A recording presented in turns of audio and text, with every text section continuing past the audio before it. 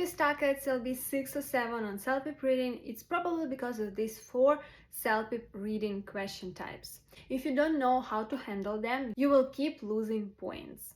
By the way, for those who don't know me, my name is Anastasia. I'm a CELPIP instructor. I help my students to get the maximum score on their CELPIP test in all the parts. And today we're gonna talk about reading, especially because lots of students find reading the hardest part. And that's not because of the English, because the speaking part, for example, could be 10, like 9, 10, but reading keep you low score, like 6, 7. By the end of this video, you are going to understand these 4 hardest CELPIP question types and how to fix that, how to handle them. So the first one is inference questions. These are the questions that will use like the implied meaning. These questions ask about something not directly stated in the text.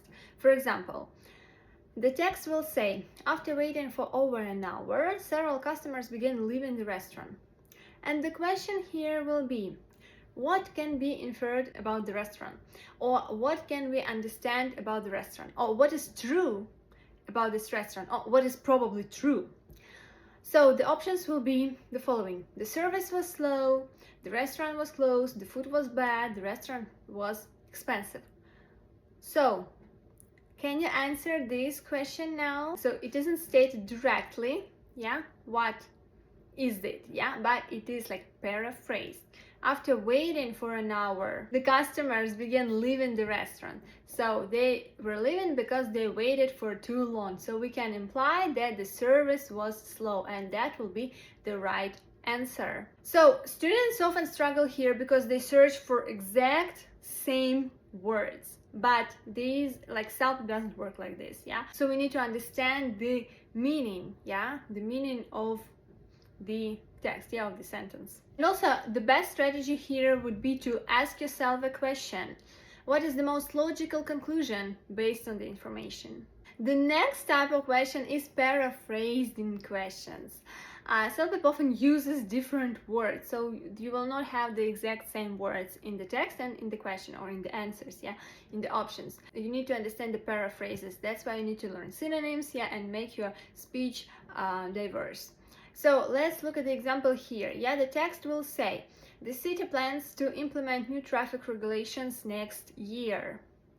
Then the question will be, what will the city do next year? And the options: cancel traffic laws, introduce new traffic rules, remove traffic signs, increase public transport. Implement new traffic regulations would mean introduce new traffic rules. Regulations, something about legal, regulations, rules. Traffic, new, implement, introduce. And here students struggle because they search for exact same word, implement, and here we have the word introduce, we have the synonym. So the advice to you is to always look for paraphrases, for synonyms. Implement, introduce, purchase, buy, residents, people living in the area. The next type of question is the best title or main idea questions. Usually, you need to identify the overall message of the passage, and usually we have this in task 4. So for example, the text summary will be, the passage describes how remote work increased during the pandemic and how many companies now allowed employees to work from home permanently. And the question will be, which title best describes this passage, this text. The history of office work, the growth of remote work, office technology trends, travel during the pandemic. Here we have remote work increased during pandemic. So the answer will be the growth of remote work. Increase, remote work increased. The growth of remote work.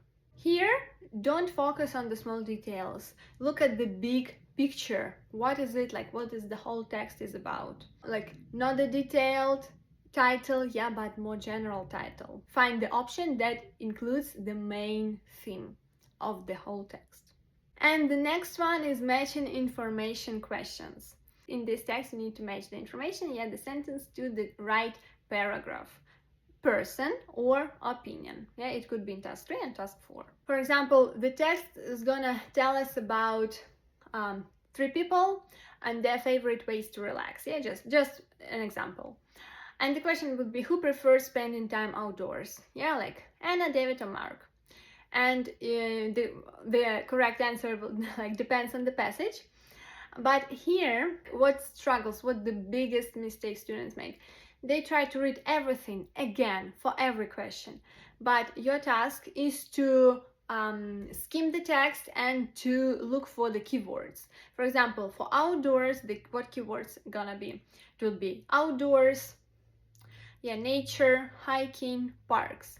Yeah, so when you understand those synonyms, yeah, you need to scan quickly for those words or synonyms, yeah, for outdoors. If you want to succeed in CELPIP reading, you need to master these three abilities. You need to scan the text, yeah, find the information quickly. You need to recognize the paraphrasing, and you need to understand the context. The biggest misconception is that students believe that if they learn vocabulary, they will do well on CELPIP reading. But usually, they need to work on the information location, yeah, on paraphrasing, yeah, on recognition of the paraphrases, on their time management. So these are the things that we work on my CELPIP preparation course with the students. We have like the big course with all the 4 parts, and we have like all the parts separately. So if you struggle in reading, you may consider the reading part where you work on CELPIP reading. If you didn't watch the previous video about the top mistakes that students do in CELPIP reading, you can watch it later. It will appear somewhere at the end of this video. And also wanted to tell you that you can study with us if you need help with your CELPIP reading or like general CELPIP course. I will leave the links below. Like there are 2 options. There is the course, yeah, that you can take self-paced, yeah, you can do the tests with our strategy, or you can book the online classes with one of our CELPIP instructors to boost your CELPIP reading skills, to practice CELPIP reading and to master it, to have the maximum score possible for you.